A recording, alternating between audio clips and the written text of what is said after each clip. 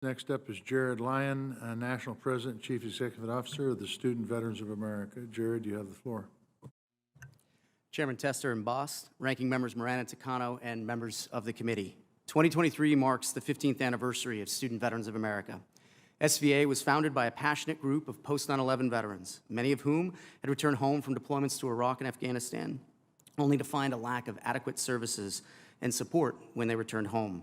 SVA chapters are the lifeblood of our mission, and many of our chapters began as local student veteran clubs, who first organized 15 years ago as a way to reconnect with those with similar lived experiences while advocating for benefits for all student veterans, military-connected students, family members, and survivors.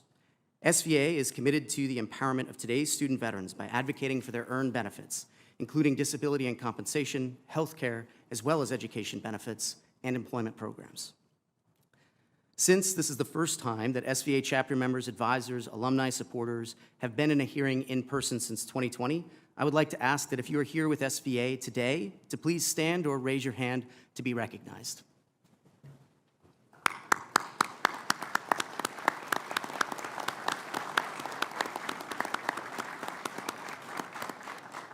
Thank you all so much for being here.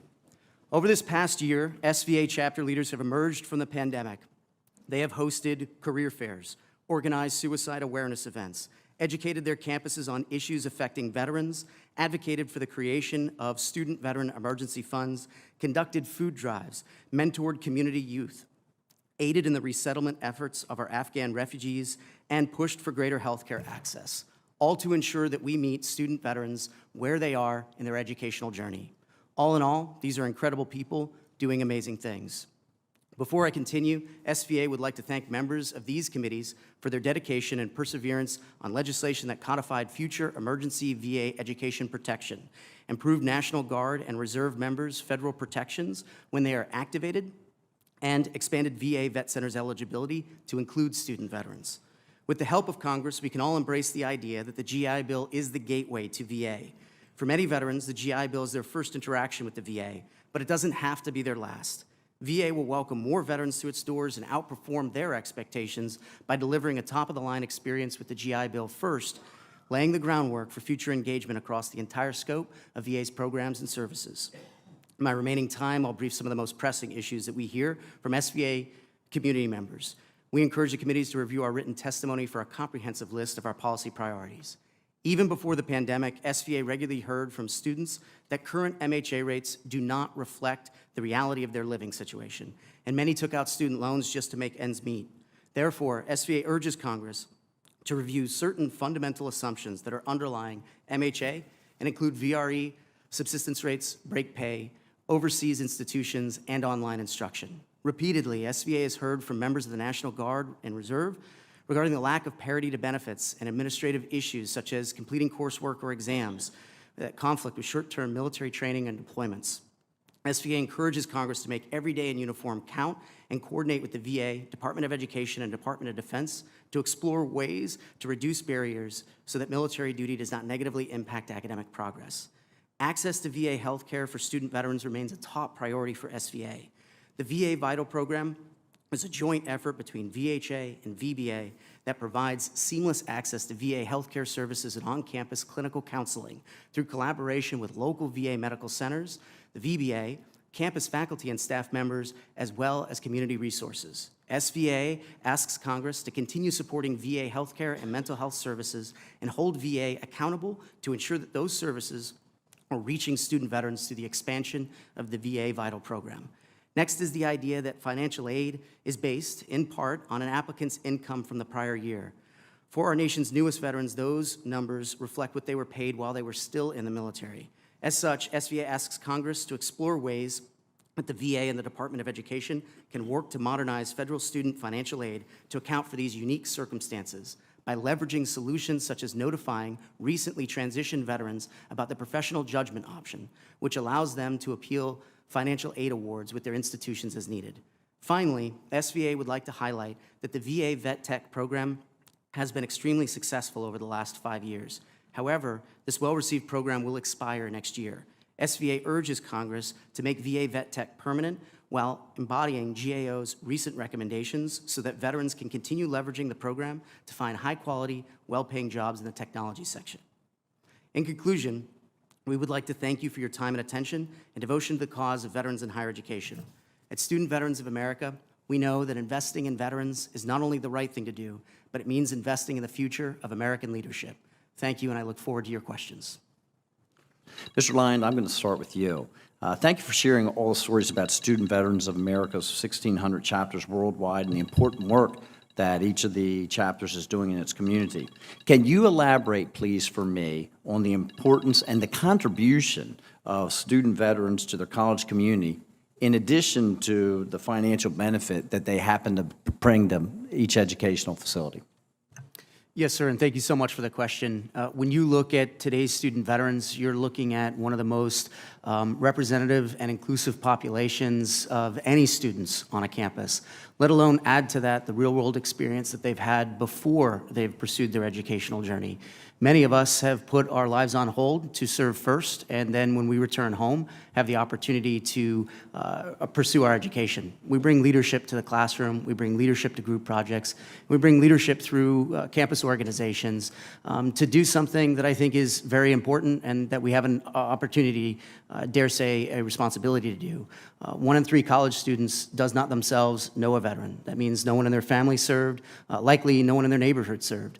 That notwithstanding, today's student veterans have the opportunity to help bridge the civilian and military divide through their integration on campus and their inclusion in every aspect and policy that the university upholds. So would it be fair to say that they oftentimes act as mentors for the younger, more inexperienced students that happen to be walking around campus that don't have quite the life skills that you do? We are the big sisters and brothers on that campus, yes, sir. Thank you. Thank you. Thank you very much. Yesterday, the Supreme Court heard oral arguments over President Biden's unilateral decision to cancel student loans. The debt forgiveness plan will cost over $400 billion. Besides the massive cost, Biden's actions, quite frankly, are a disgrace to the veterans that are sitting in this room and are serving across the nation. Mr. Lyon, how many more veterans do you think could expand or complete their educational or other vocational training opportunities with access to an additional $400 billion, which is greater than the entire annual budget of the Veterans Administration? So it's a complex question, and when we look at today's student veterans, you're looking at nearly just over 70% of the transitioning force is in a college classroom within 7 months of returning home. So, by that math alone, you'd say at least 30% of veterans that are transitioning and not pursuing it. But debt is a hard and complex thing because student veterans, despite having the GI Bill and full access, are still graduating with an average of $27,000 in student loans. We have to get better at the entire and complex system. Next, we have Representative Van Orden. Thank you, Mr. Chairman. Thank you all for coming here today. I really appreciate it. We have veterans from the Vietnam War here. We've got veterans that served in the 80s and 90s who really trained for combat. We've got our post 9/11 guys here, and Eli, my buddy here, is a Navy SEAL, and so is Morgan, and so is I. We have multiple combat tours, and I really want you guys to understand something, that we have multiple generations concurrently of veterans at all times. And what binds us together collectively, other than the love of our nation, is really your organizations. And you have a tremendous responsibility to make sure that I'm staring right at you, General, and I'm going to say it, us younger folks get to hang out with you guys. And the way that we become whole again is by sharing our experiences together, and I truly understand that. And then, Mr. Chairman, I just want to take 1 second here to recognize Mr. Josh Jones. Will you stand up, please? This is Josh Jones. He's the Student of the Year. Well done.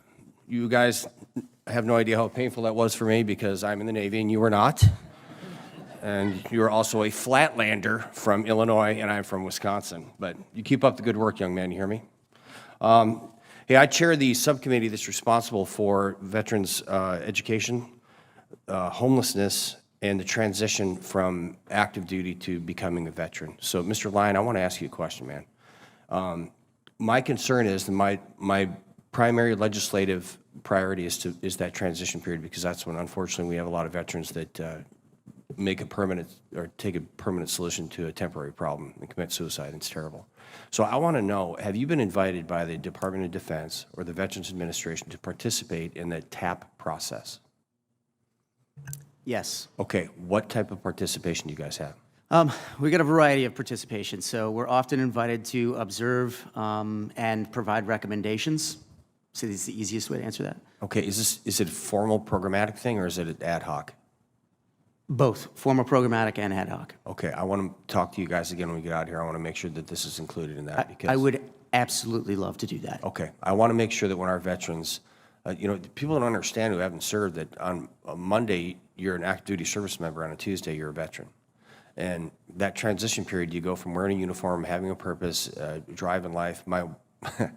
They say twice the husband, half the paycheck, let's be honest. So that's a Navy wife out there that just laughed. So all these things are dramatic, and that's why our folks, make some bad decisions. So I want to make sure that you are included in this process formally. So thank you very much, and sir, with that, I yield back. Yes, sir. Thank you, Congressman.